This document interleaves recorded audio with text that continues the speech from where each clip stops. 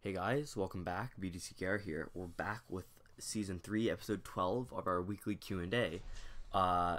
This week we've got a little bit older questions because we got distracted last week with the update and all.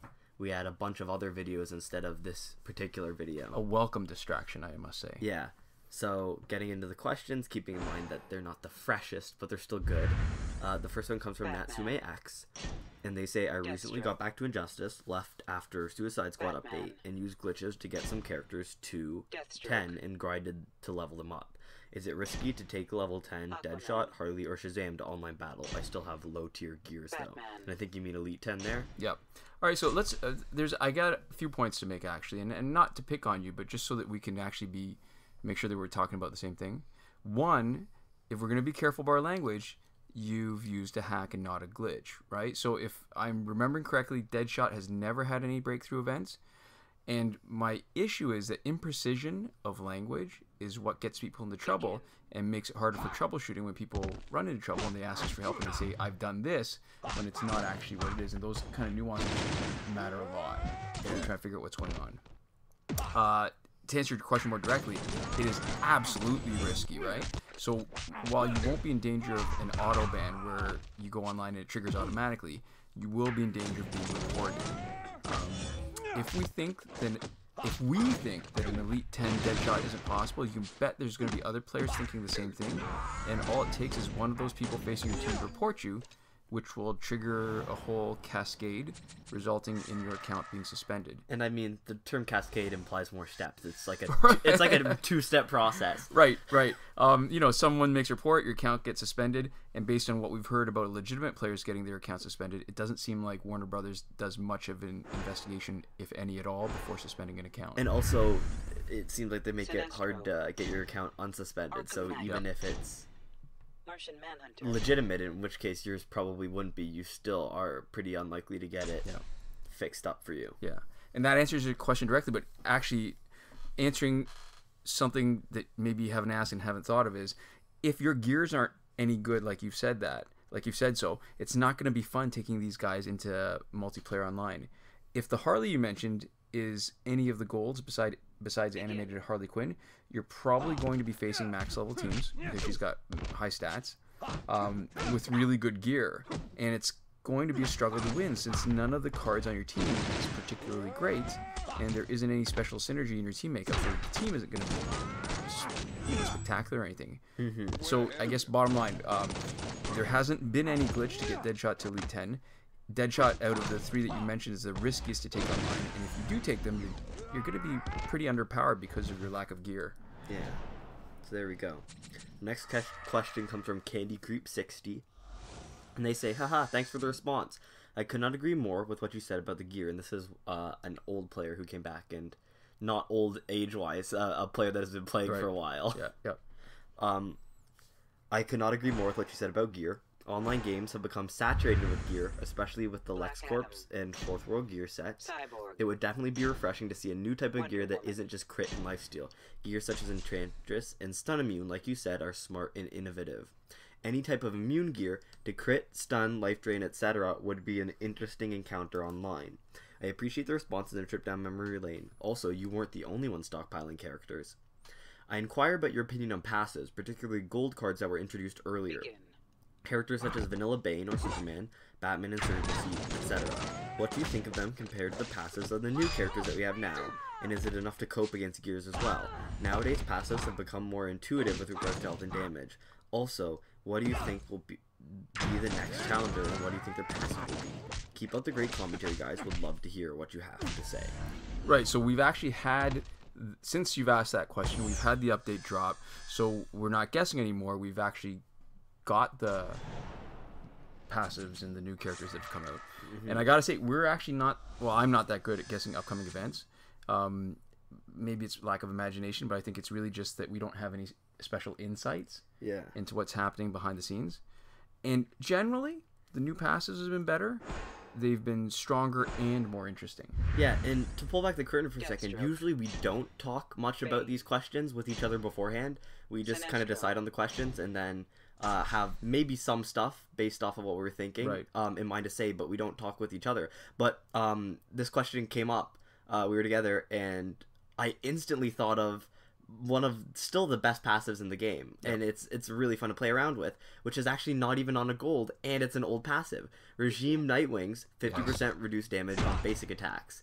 And so I think, as a rule of thumb, passives are getting better, but I think even, like, way back then, they still had some passives that were really good, and I think part of the reason why is because when you don't even have multiplayer on the horizon yet, right?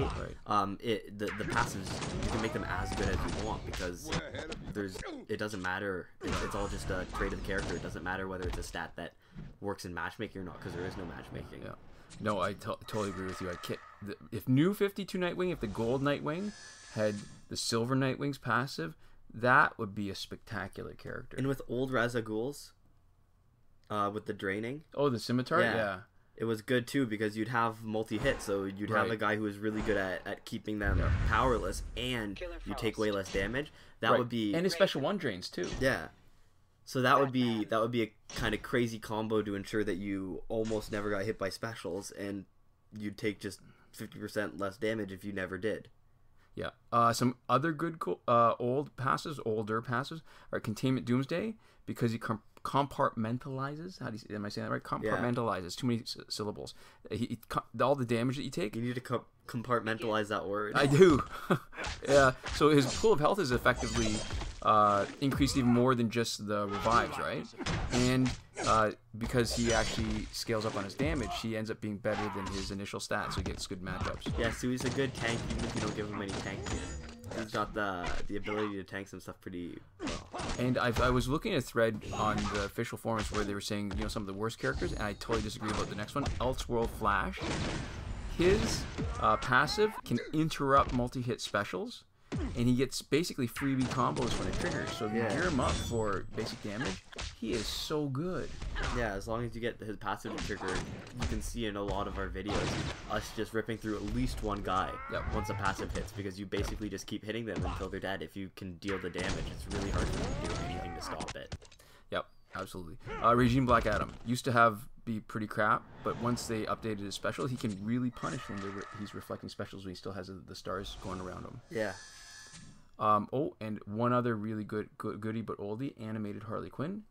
The power and damage boost are great. The power boost is more valuable because it's not taken into account when you're getting matched in multiplayer online, but damage is. Yeah, and I think one thing that is interesting to note about specials, separate from how good they are for play or how fun they are, is how they're potential to influence the meta, right? Yep. When you talk about Killer Frost's healing kneecapping, or anybody's power generation kneecapping on like gears or character passives, that stuff and how often it's used influences what teams other people make. Right. So part of what makes passes really interesting is their ability to not just shift how you play, but shift how other people pick their characters and how other people play.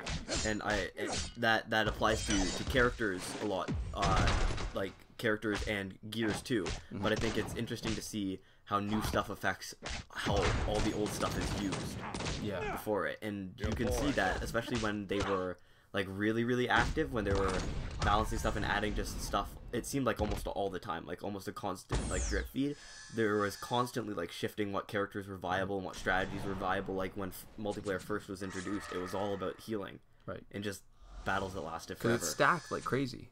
Yeah, so I think they've stabilized a little bit more into the kind of like online matchups that they want when there aren't hackers anyways. Right. But it's interesting to see that, and I still like seeing how like little ripples are made by every new character with a completely different passive, a type that we've never seen before.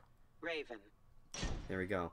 The next question comes from Nito Barraza, and they say, I did the credit glitch, now the game is so boring. Now, I guess saying this, it isn't actually a question, right?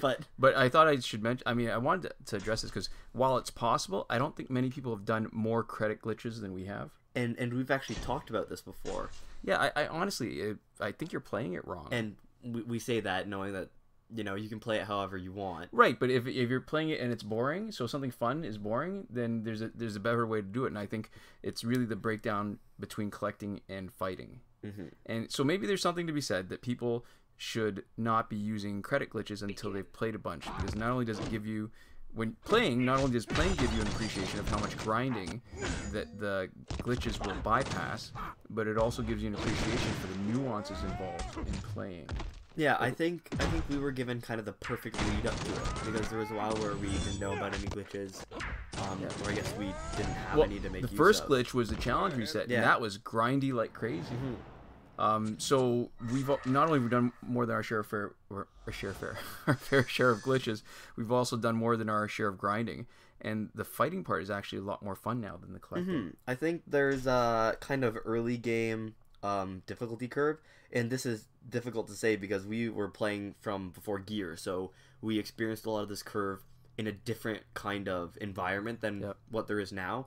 But I think getting up to like 1 or 2 teams of gold characters and starting getting people like Elite 2 maybe from a specific pack is pretty much as far as I think the curve is really good, and then it kind of just flattens out where it just becomes really hard. It becomes a ton of money, and the actual increase in value and power is a lot like smaller and a lot more incremental. But I feel like at that point, that's the best time for glitches to be introduced, so you can get straight to having the collection and just playing it. Now I should point out that our Flashpoint team got through everybody too quickly, so we're going to put it back up again so that visually you can watch something. But because we've got a bunch of questions that I think I would still like to address and talk about. So there you go. The next question comes from Xagaros Lance, and they say, sometimes I see players with only levels 5 to 9 on online mode. They have Elite 7 level 50 Reverse Flash, Blackest Night Hawkgirl, and Rebirth Raven, along with legendary gears or high level gears like Soul Taker, Astro Harness, Black Diamond, etc. Are these hackers, glitch users, or just started playing online? It's kind of frustrating because I still don't have great gears. Guess I need to farm them in survival mode.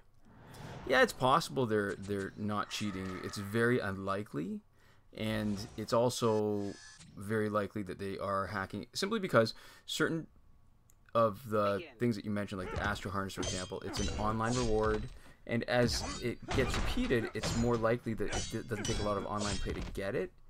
But getting up to level 5 or level 9 in MP Online often is not enough battle points to be able to get you high enough to get the gears that you're talking about. Yeah. And especially if we're talking about special characters that were only MP Online rewards. Reverse Flash was not one of them, right? Because he was actually available in the Most Wanted pack.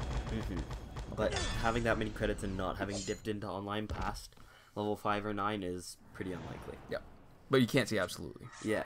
The next question comes from Ayana, and they say, someone in previous comments said Harley would be the next challenge, and she is. And again, this is a little bit older. Where do we get that info? I checked Injustice website / Warner Brother Games forums, but there was no info there. Anybody?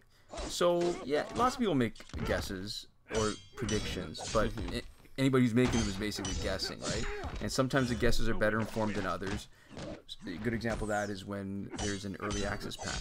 Yeah. But even then, there's never any certainty, because there's been more than one instance where I can remember that an early access pack came, and it was weeks before the character was the challenge. Yeah, and I remember they used to have it in their like update notes that they would like tease the characters that are coming up, but really nothing, no data that you can find is a 100% kind of guarantee that you'll be able to figure out what the next one is.